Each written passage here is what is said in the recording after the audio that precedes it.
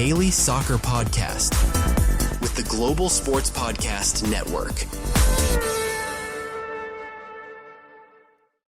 Hello and welcome back to the Daily Newcastle podcast. It's Tuesday, September 9th, and tonight England face Serbia in a pivotal World Cup qualifier. It's Thomas Tuchel's first test as England manager, although he'll probably wish otherwise given the recent performances. But before we get into that, I want to introduce who is joining me this evening. Obviously, I am Michael Grahamslaw, and I am joined, as I always am, by Iain Mackay. How's it going, my friend? I am going great, Michael. I have already warned you that you need to be a little bit more interesting than normal because I'm doing the podcast lying down with me laptop on my knee. I tell you what, Zencastr is so versatile. You don't need any fancy studios. You just need a little bit of peace and quiet. There you go. You don't have to do the advert now. I've done it. Yeah, absolutely. It's going to be one of those. I'll try and be entertaining. Zencastr's going to get 2 plugs in a single episode. Hopefully that means double coming in. Probably not, though. But yes, so far, England under Thomas Tuchel have been comfortable in qualifying, but performances, for me, haven't really inspired confidence. 8 goals scored, none conceded, but the truth in that is they've only had 1 shot on target against them. And that was a 25-yard strike against Latvia, which was quite tame. But Iain, how are you feeling about England's qualifiers? Have you been impressed at all, or has it been a bit of a snooze fest for you? Michael, I've been bored. I mean, I got quite excited when Lee Carsley took over, and we seemed to be really going for it. He got something badly wrong, didn't he? And then wanted to go back to the under-21s. Yeah. A decision vindicated by winning the Euros. Mm-hmm. But I was expecting a lot more from Tuchel. He came with big promises, and quite frankly, I know it's a perfect record. So far, he's bored the pants off me, Michael. Yeah, I'm not surprised, to be honest. And in and amongst all those qualifiers, there was also the 3-1 defeat at home to Senegal, which I believe was the first time an African country had won at Wembley, which is an absolutely abysmal stat to start off with for Thomas Tuchel. And to be honest, I completely agree. It's one of those where you look at England and you think, right, you should be putting 5-6 past the likes of Andorra.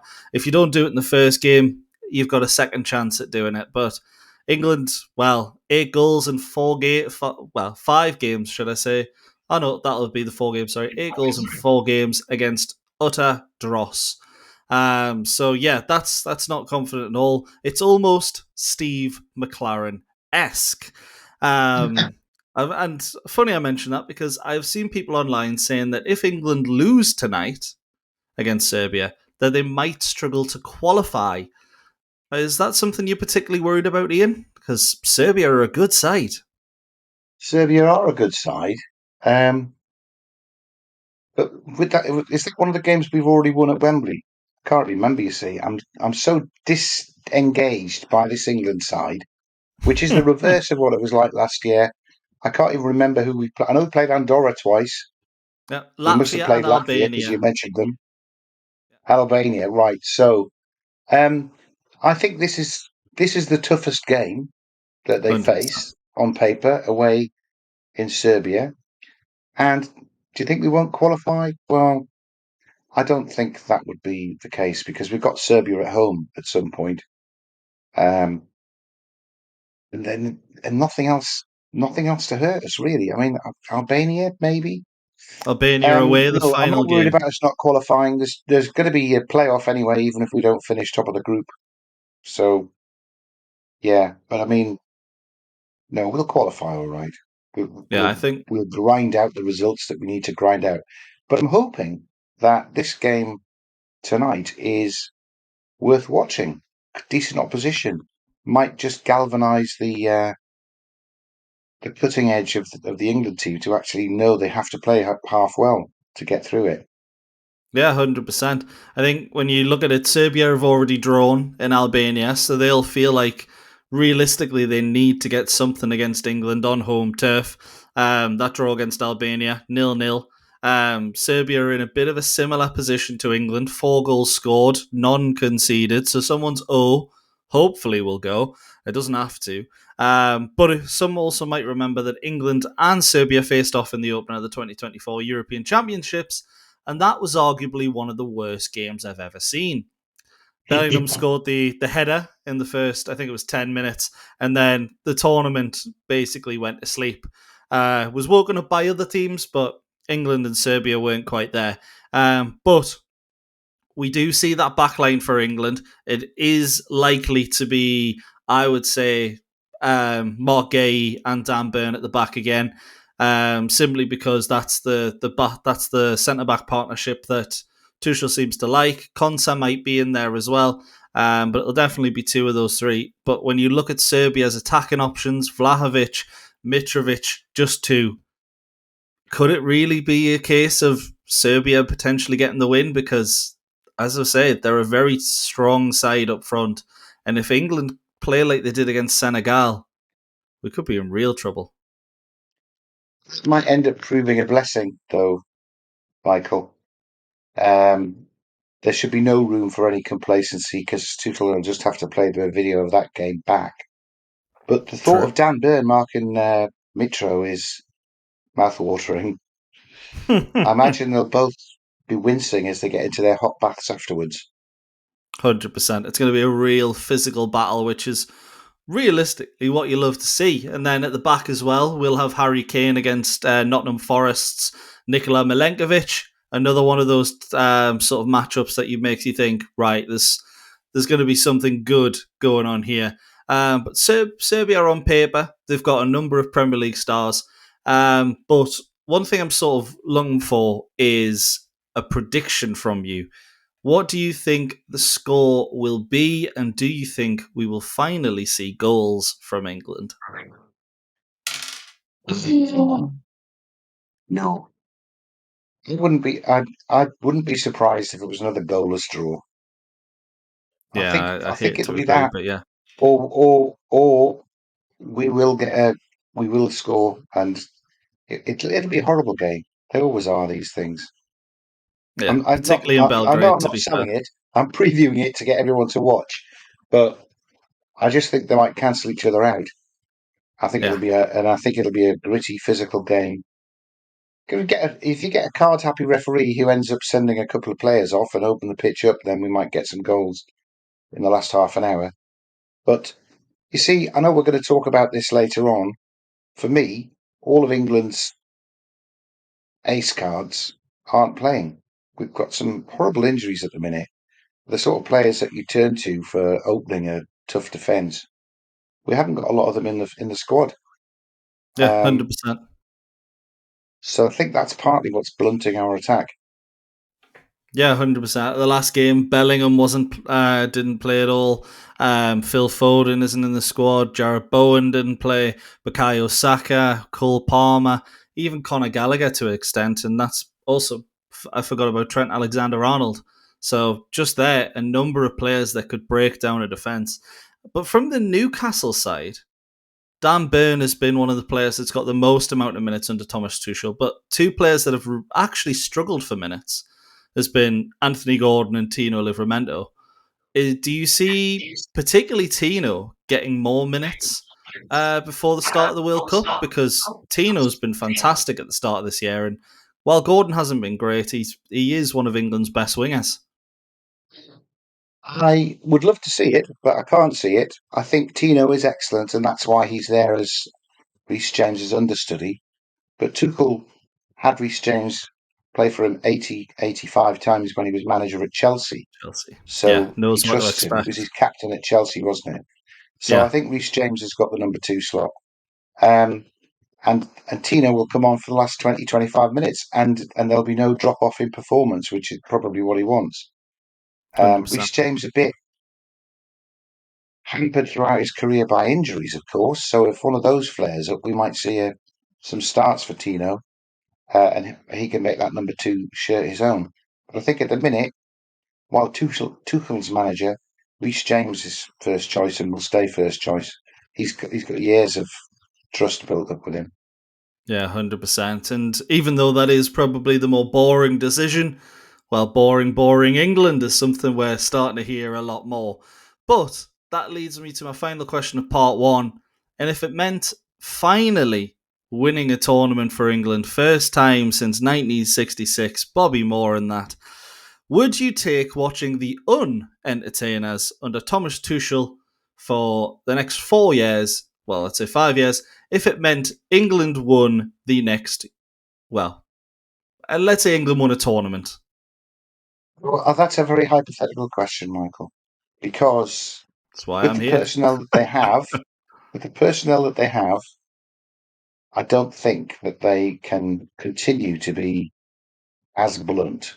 Certainly when one or two of those injured players come back. Yeah, Um, 100%. but yeah, I mean, I'd sit and watch whatever I had to watch if England were going to win a tournament. I was too young. Even I was too young to remember England winning in 1966. I was alive. Don't think anybody else on Yeah, the pod was, but I can't remember it. I was only three. And I'd love. I've watched a lot of terrible England sides or good England sides getting nowhere yeah. in the intervening years. So yeah, I want to see them win a tournament or two.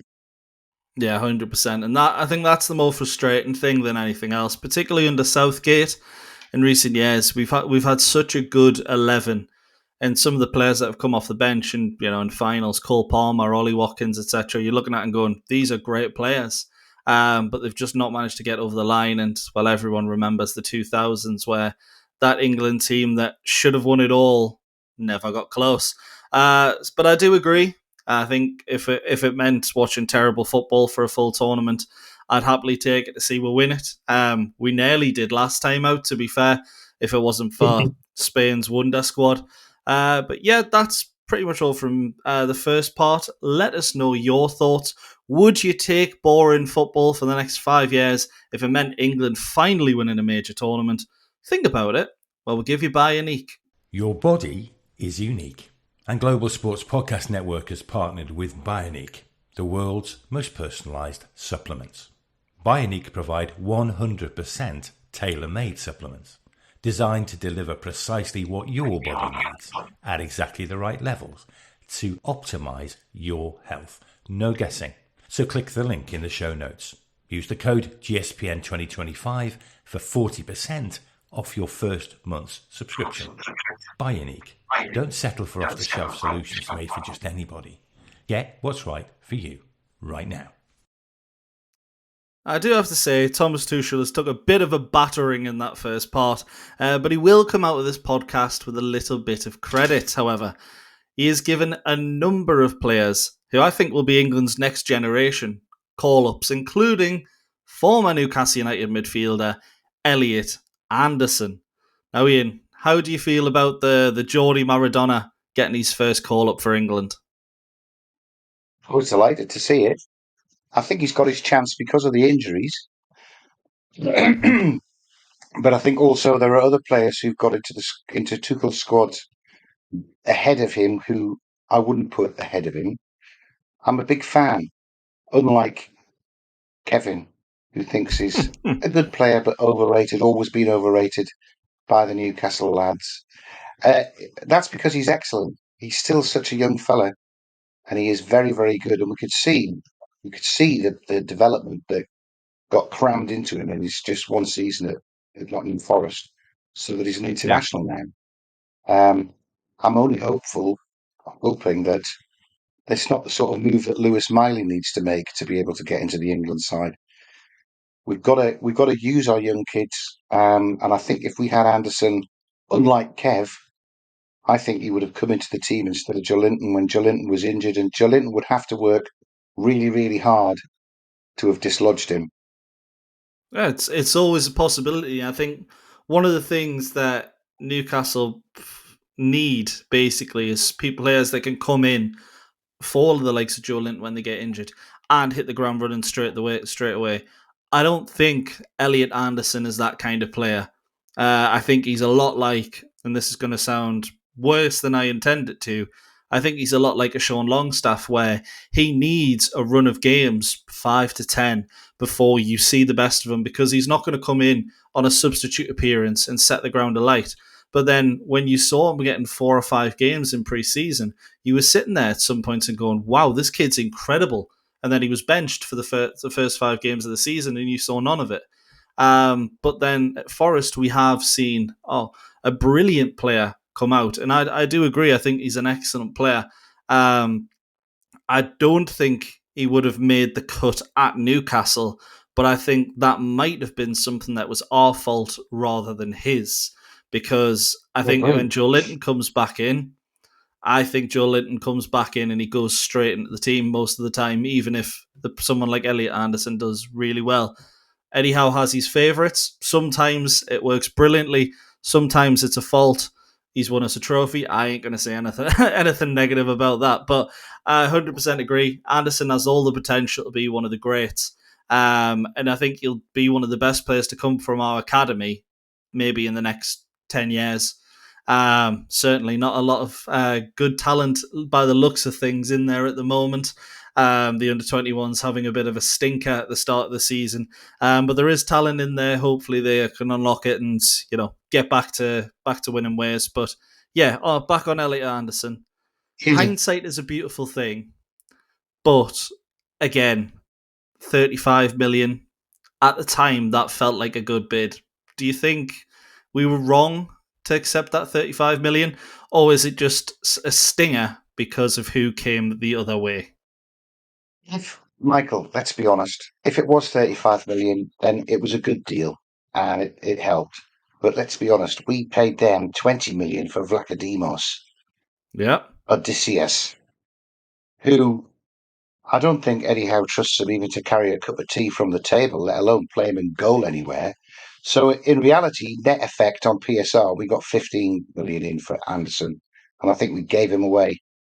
I do think what you said is true through the lens of today, but I think Anderson would have been more than happy to have come on, and particularly in a Champions League year, and played not a big part, but come from the bench in the big games, maybe started some of the smaller games and the cup games, because Joe Linton, Bruno, and Tonali are all getting a year older each year, and we would have had a fantastic replacement just to step into the team for the first one of those to get stuck with injury, to get bought, whatever it is. And I think, I think it's a false economy to have sold him for 35 and then to have to go and buy Jacob Ramsey from Aston Villa's academy and spend more money on it just to have a quality substitute midfielder. Yeah, I do we agree. Had to do it. We had to do it. Otherwise, we'd have got points deductions and we would have to have picked somebody else to be sacrificed on the PSR altar. And, who is that? Isak going a year earlier. Anthony Gordon going to Liverpool. I mean, I don't want to see any of those things happen back then. No, definitely not. So, yeah, I mean, it was between a rock and a hard place, wasn't it? And unfortunately, I think Anderson's made the right move for his career, but unfortunately, I think we've given away one of the crown jewels. Yeah, 100%. I agree. I think it's one of those where, and I touched on it just in the question, sort of, it's more a case of Odysseus was the one to join us. I think if you're looking at almost any other player that's on the outskirts of Forest, maybe on the bench, getting into that team potentially, even Taiwo Wanyi to a degree, you would have sat there and gone, you know what, we can take it, we don't mind it. But the fact that it's a goalkeeper who now he's gone to Sevilla, by the way, is the number 2 behind Aston Villa's old number 3. Orjan Nyland, who is a 34-year-old Norwegian who I don't believe gets into the Norway team either. So I think that just tells you everything you need to know about the Greek keeper. But yeah, it's one of those where it hurts simply because of who we had to let go to bring in what arguably the worst transfer in our history. I do hope the lad comes back one day. It'll probably cost us 70 million or something. But having a Geordie back in that centre midfield, maybe alongside Lewis Miley even one day, it would be truly fantastic. But back to England. Tommy Tuchel, I mentioned there. used some of the. I said he would come out a bit with a bit of credit. He has used more players in his first 5 games than I believe any manager in those first 5 games. And there's only 3 players that have featured in every game: Harry Kane, Declan Rice, and surprisingly Morgan Rogers. Do you think England's poor form is literally just down to Tuchel testing players to see what works in his system? Or do you think it's a case of players simply aren't playing well, whether it's his system or him at all, and that's just a massive concern? Well, I think there has been a degree of experimentation and a degree of fact-finding, and that's meant that there hasn't been a settled side, and that is never conducive to one-touch, fantastic football. So, but it's partly going to be down to that. But it's partly, I think, down to 2 of the players that he's used in every game. We know about Harry Kane, and we know about Declan Rice. We don't have to play them in every game. And there have been opportunities to try somebody else in that, or maybe to try a group of players together in consecutive games to see if they've got any chemistry that develops quickly. I really wish we would try some different centre forwards, because I know Harry Kane has scored so many goals, and just when you're trying to write him off, he'll go and score another 2.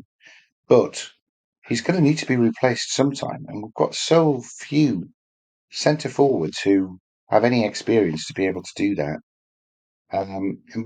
We should. Ollie Watkins should have played a lot more. 100%, yeah. I think Ivan Toney should have played a lot more. And these are beasts for their club teams. They barely played, barely featured for England. Yeah, 100%. I think Ollie Watkins in tournaments has shown that he's more than capable of making the step up. You know, that goal against the Netherlands to make it 2-1, 90-odd minutes. You're sitting there and go, wow, that's absolutely incredible. Like, to have the panache to do that. Harry Kane doesn't do that. I mean, mainly because of the type of goal it is, but I don't think we see that from Harry Kane. If Harry Kane scores in tournaments against big teams, there's very often penalties. And I completely agree. You do need to start seeing more strikers, whether that's putting Marcus Rashford as a striker. I know he likes Rashford. Personally, I don't agree with the selection. But Marcus Rashford up there, Ollie Watkins up there, as you mentioned, Dominic Solanke potentially, if he gets back to fighting fitness at Tottenham. And then the only other option, as you say, is Ivan Toney, who I think now he's gone to Saudi is probably, I don't want to say he's ruined that, but I don't see Tuchel picking many players from Saudi Arabia. But one player that on the wing who has potentially going to have a renaissance of his career, Jack Grealish. Do you think there's a space for Grealish on that left-hand side? Because the left-wing options actually aren't that great. Well, you're looking for clicks. You're looking for comments. Because Anthony Gordon's got that left wing. When he's in his form that we know he can be in, he's unplayable. Which is rare. I certainly think Jack Grealish looks better on the left wing than trying to crowbar Phil Foden over there, or telling Cole Palmer to play down the left, which is what Gareth Southgate was trying to do. Eze did all right when he came on there, although he prefers to be central, doesn't he? But I mean, that is a crowded place. Eze is a great player, but he's a central attacking midfielder, which we've got a glut of. So yeah, why not? Should definitely be in the squad, I think. Grealish. Yeah, 100%. I think it'll be one of those where you'll have a few more, well, in the November qualifiers, if he's playing the same way he is for Everton right now, I don't think there's any doubt that Tuchel will take a look and go, right, I want to test you out now as well.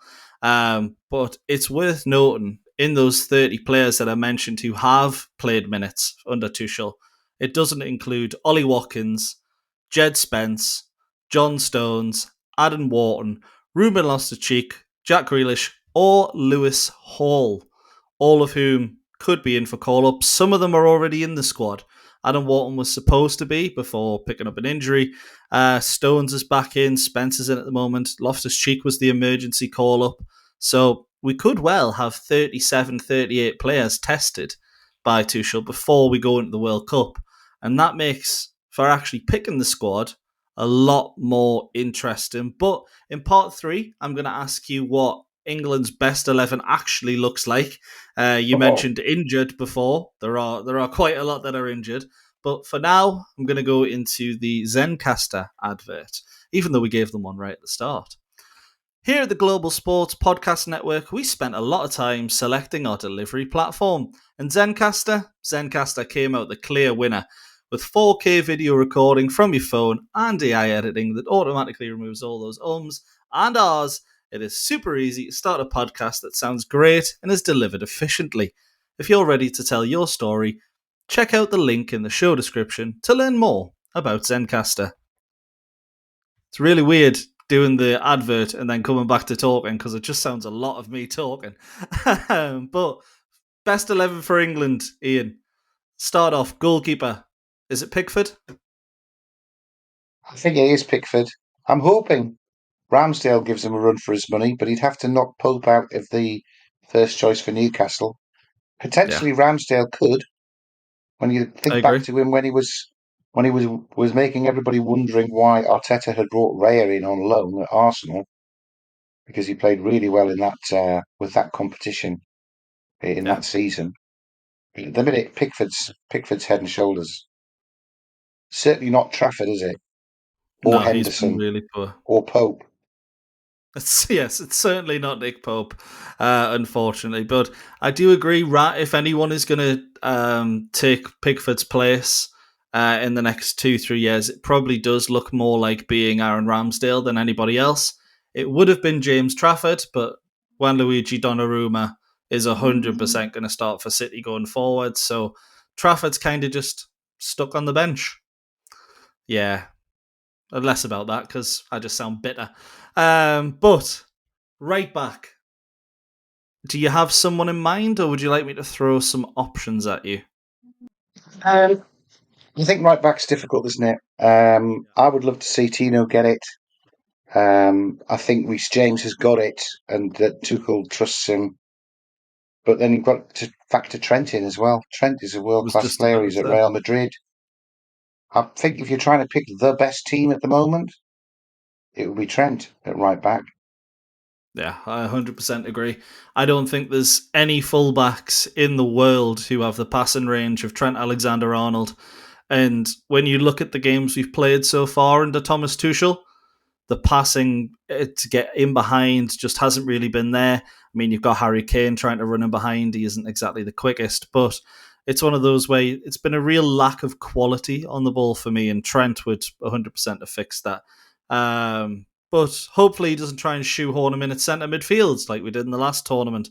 But I do agree. It's between Trent or James right now, and, well, Tino will be there one day if he continues the way he has been. But that's not my question. We'll move to the other flank, where potentially one of the Newcastle lads is in the equation. Who would you have down at left back? That's where Jed Spence is in for it, isn't it, at the moment? Yeah, so Jed Spence, a bit like Tino Livramento, can play right or left. He has been playing left a little bit more recently. Well, I mean, I might be biased, but I think Lewis Hall is a brilliant left back. And I don't think we suffered any drop-off in performance down the left when Tino took over at left back. No, we definitely didn't. I would hope that Tino would be included as one of the fullbacks. Who else is there? Tell me who else you think would get in there. I'd put Lewis Hall as the top man. So I don't think Lewis Skelly is a midfielder, isn't he? Ultimately, I think he's thought of as a left back, a bit like Trent, a bit more forward thinking. But the Lewis Skelly is very much they're putting him in at left back, if anywhere on the pitch. So I've got him down with Rico Lewis, Lewis Hall, and Tino Livramento as my 4 options. And to be honest, I'm thinking Tino as well, because he's a better left back than he is right back. Ahead of Hall. Yeah. I didn't think I'd say that last year. I really didn't. But he has been fantastic since moving to left back. And I think we have unknowingly signed 2 left backs instead of a right back and a left back. How long do you think Trippier can keep going? Not long enough, unfortunately. Sorry. But yes, so we've got 2 fullbacks there, Trent and Tino. At centre back, there's a lot of names that could potentially go in there. Which 2 are you picking for England? Oh, I'm a big fan of Konza, who seems to be behind Guéhi, and he'd rather play Guéhi on the right-hand side instead of Konza when Guéhi plays on the left for Palace to accommodate Dan Burn. I think Dan Burn is a titan, but I'm amazed if Dan Burn is the best centre-half in the country. It's a strange because we know one, we know his limitations with the ball at his feet. But I mean, his height gives him such a huge advantage in defending corners and free kicks and things. Guéhi is the best centre half in the country, I think, and I would have him with on the left, which is his preferred position, with Konza if it was me picking the centre half position. Yeah, I think that'll be what he does tonight, to be honest. Konza and Guéhi. I think Dan Burn gets a bit of a rest after playing 90, and I completely agree. As it stands, those 2 look like the best. Obviously, if you're playing a 3, you maybe include Levi Colwill, Trevor Chalobah, and then there's always Harry Maguire who could potentially come in. Jared Branthwaite looks like a brilliant choice for the future. Same with Jarrell Quansah, but not now. And then obviously you've got Johnny Stones in there as well. So there's so many good options for England. Not a lot of great options, but I think out of the ones I've said there, I do agree Konsa and Guéhi are probably the most likely to win you a tournament. So with that, we've got a back line there. Seeing that, Michael, just what you just said chimes. The most likely to win you a tournament, let's be honest, there's not a Bobby Moore in there.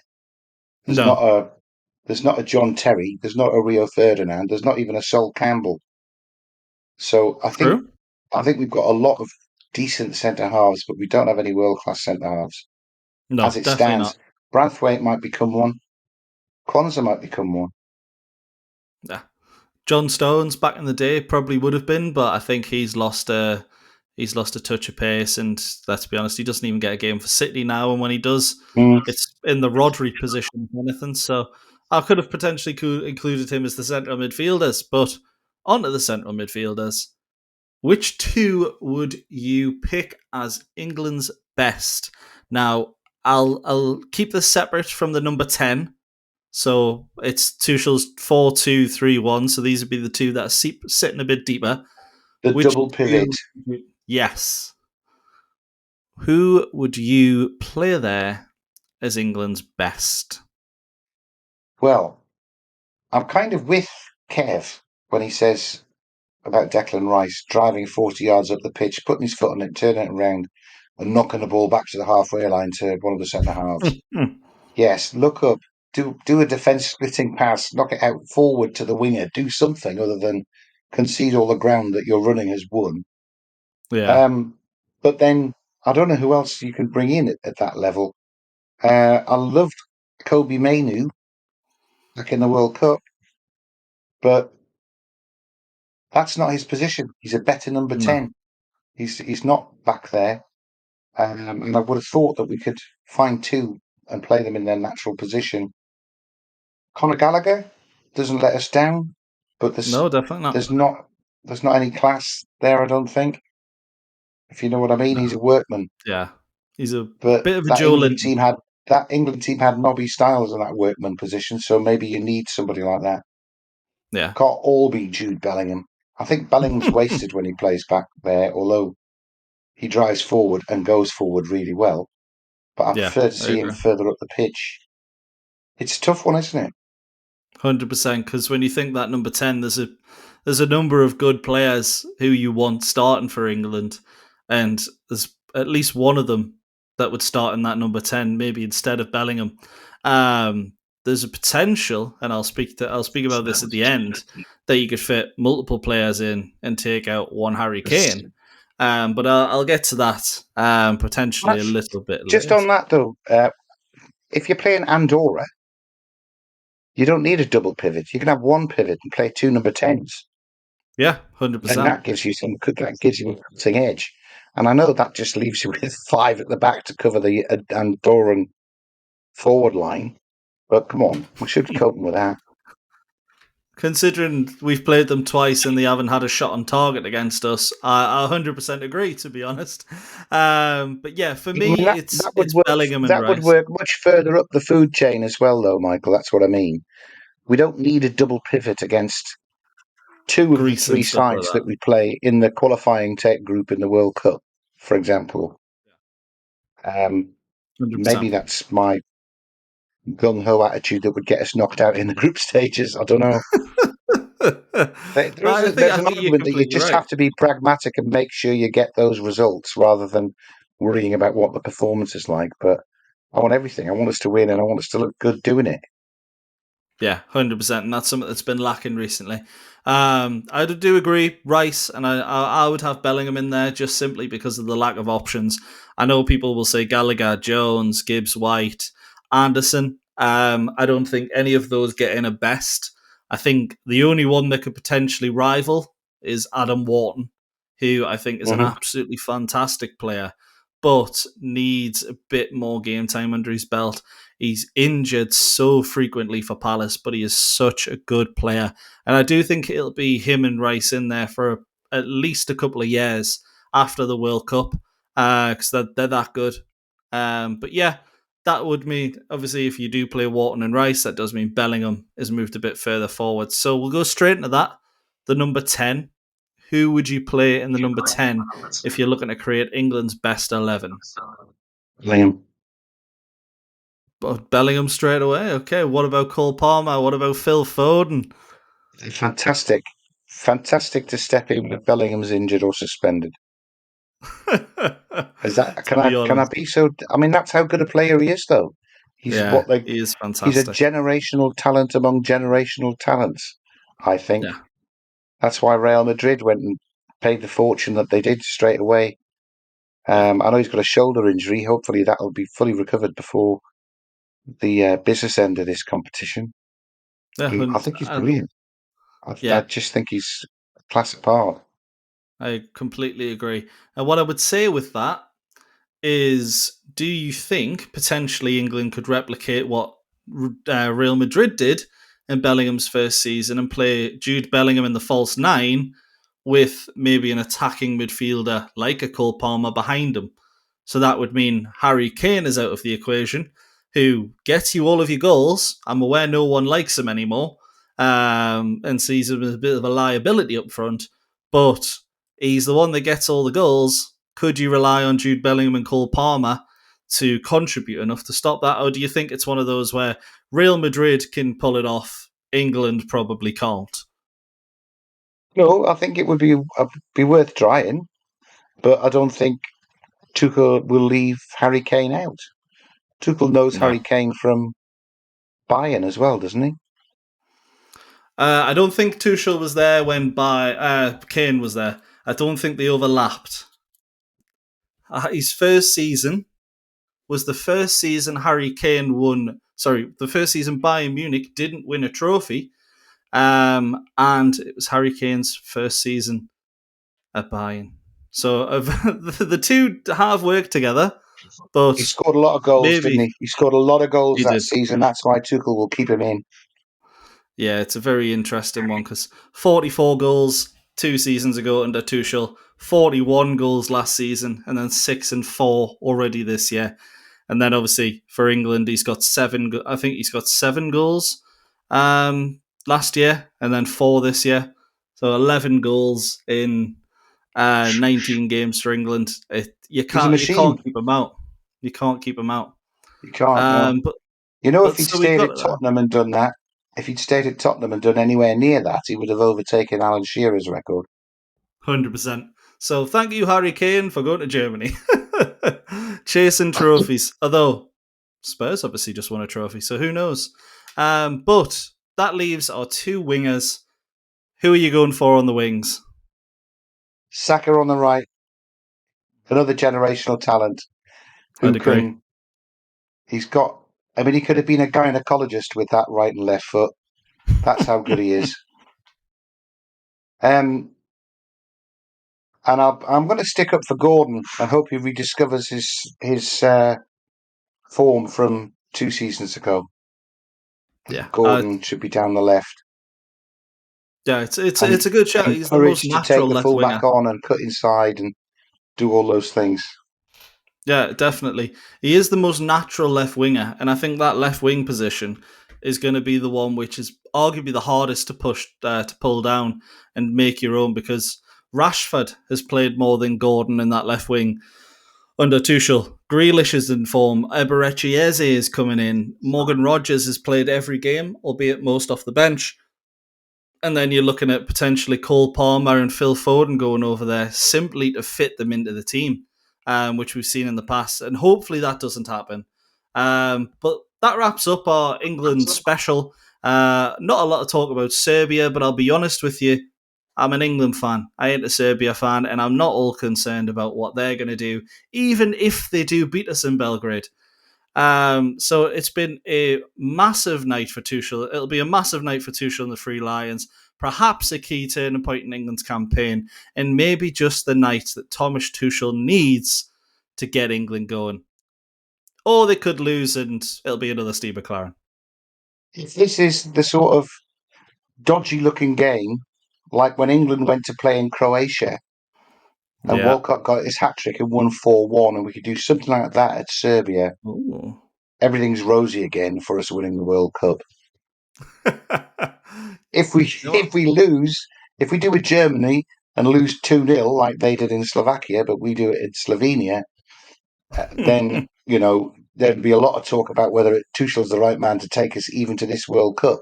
I know he's only got an 18-month contract to take us there, but if he's that bad, he would get rid of him beforehand. 100%. And then we'd have to try and persuade Eddie Howe that he was wanted at Newcastle. Hands off Eddie Howe. But you've summed it up perfectly there. Will Tuchel even be in charge in a year's time? Who knows? And hopefully we find out after England win a trophy. But before that, we've got the small matter of Serbia. See you later.